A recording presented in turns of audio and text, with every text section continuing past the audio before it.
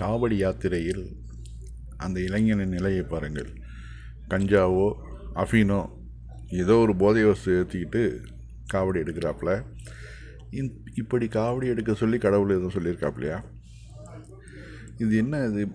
ஒன்று அரசாங்கம் கட்டுப்பாடுகளை விதிக்கணும். இது மாதிரி காவடி எடுக்கிறவங்கள இவர்களாக சென்று ஏதாவது ஒரு வாகனத்தில் மோதிடுவாங்க. உடனே அந்த வாகனத்தின் மேலே தான் அவங்க குறை சொல்லுவாங்க. இவர்கள் போதையில் வந்தாங்களே, இதை பற்றி யாரும் கேட்க போகிறதில்ல. அந்த வாகனம் அடித்து நொறுக்கப்படும். அங்கே தட்டி கேட்கப்படக்கூடிய பொதுமக்களும் பாதிக்கப்படுறாங்க. இதை நம்ம வரிசையாக பார்க்குறோம்.